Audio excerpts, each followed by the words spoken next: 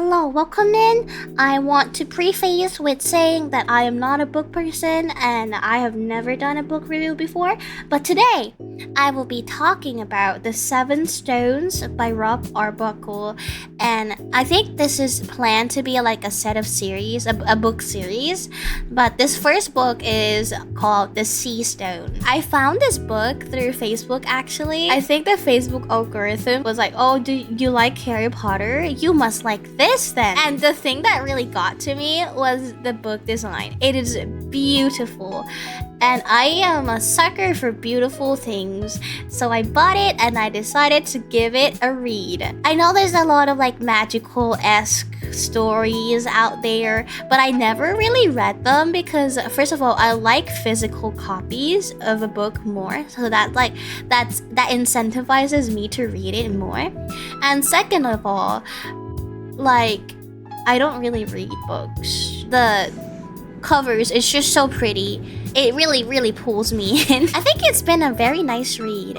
The thing is, I will have to be fully transparent that the one I'm reading, made by a Polar Studio, is a translated version. So everything that I read is in Thai, which also kind of like hinders my experience a little bit because admittedly, even though I'm Thai, I'm not very good at reading Thai. Like, I mean, I can read and write and understand basic stuffs, but like when it comes to like literature and visualizing things, stuff like that, I find myself having a little bit more issue. And that is why I will be giving the audiobook in English a try, so that way I can understand and visualize things that I wasn't able to in this round better. But setting that aside, that is also the reason why the words I might use to refer to things or people in here might be different from an English version if you were planning to read it or have read it. Because I've never done a book review before, this experience will be mostly me talking about my experiences, how the plot goes, so if you don't want to be spoiled, feel free to hop off and give it a read before you continue. If you don't care, welcome to my book review, or more accurately, book summary with my reactions. First chapter, we get to know this interesting phenomenon. It kind of sets the whole world as like, oh, stars are really important and it's magical, because this book is based on people being fragments of stars, and that's how they got their elemental powers from it. That's how they differ from Harry Potter, because, you know, Harry Potter have magic and they're like witches and wizards.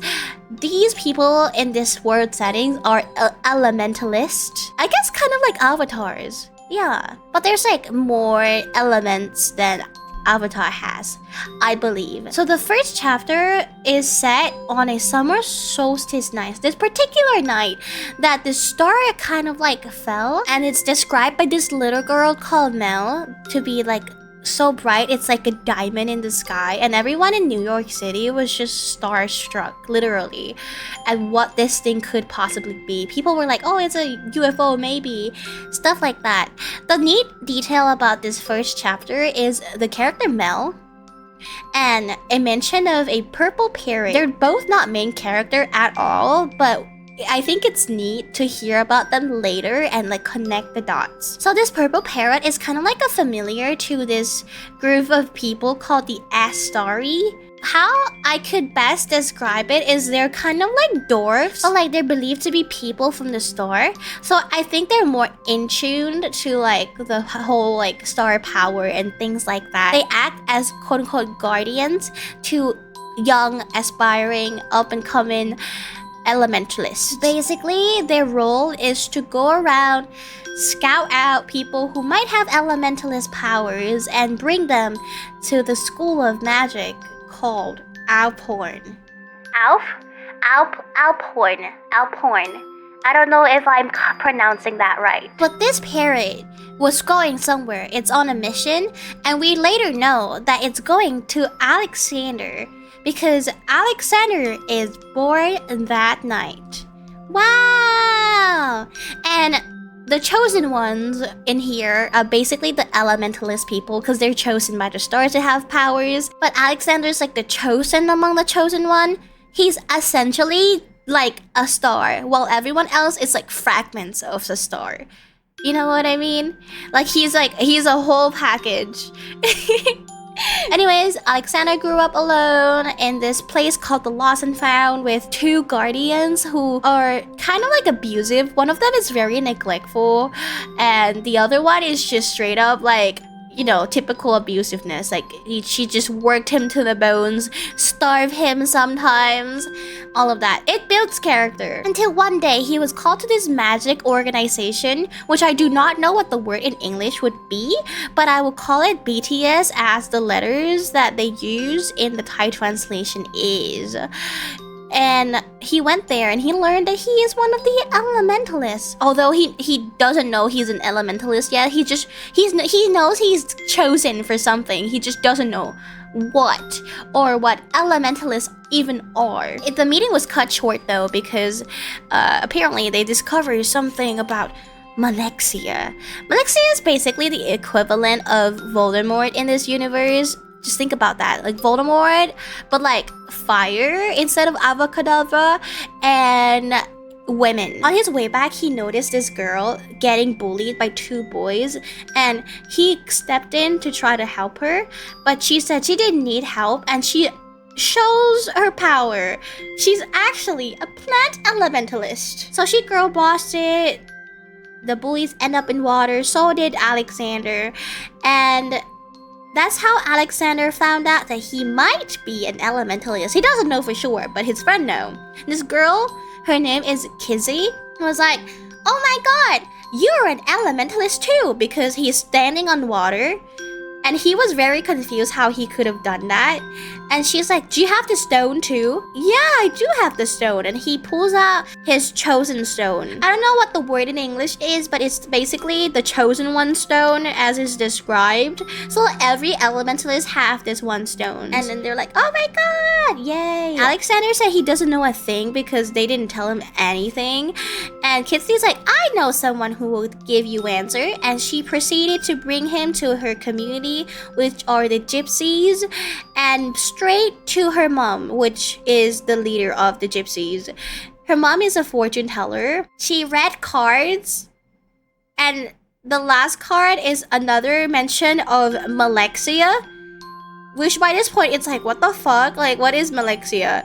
But she refused to tell him what his future card says and left him very confused. But she did give him a hint because Alexander begged for it, that he should look in a gondola. Now, the significance of this gondola is Alexander shows up at the Lost and Found in a gondola. I know, crazy. See, we don't know this until later, but the origin of this all is that his dad is actually a really like expert, best water elementalist, and when the night that they disappeared, the summer solstice, he sent Alexander through the waterfall in New York City on a gondola and has proceeded to hit some stuff in there, which Alexander now found out.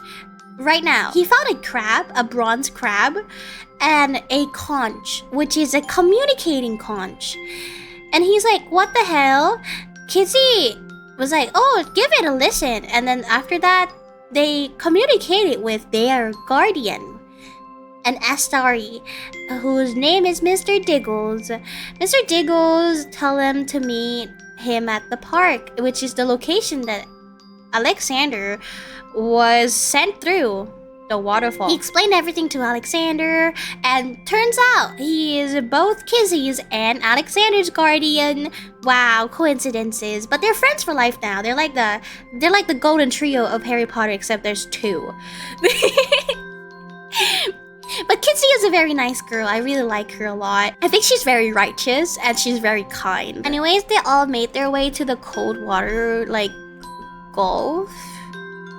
Cold water gulf? Is that what it's called? Cold water gulf. They all made their way to cold water gulf, which I do not know if that is the exact name for it in English, but we'll refer it to a cold water gulf, where they traveled through elevators. Actually, that's how they travel here in this universe, like through like long distances, magical way to through literally like across country. They just travel through this elevator They put a coin in and it takes them to the location they need. This is a fun world building kind of like chapter experiences. They went around seeing the hotel that makes everyone sleepy, and sometimes you fall asleep even before you get into your hotel room. That's what it's famous for, the best sleep of your life. They also went to this one restaurant, which is Fortune Leads the Way, I believe is the name of it. And you don't even have to order. That's the way that restaurant operates. The waiter comes up to you, look at you, vibe check, and just order for you, which is pretty cool. Then they describe the villagers in this little village. They have funny beards, very intricate beards, and then like intricate braids for women. That's just kind of their thing. Yada yada, they explore the village, they explore some stores, they explore restaurants. Basically, it's just world building stuff. Pretty neat.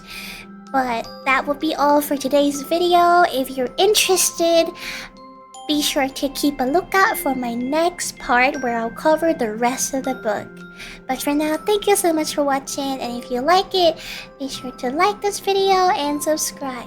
Thank you. Bye bye.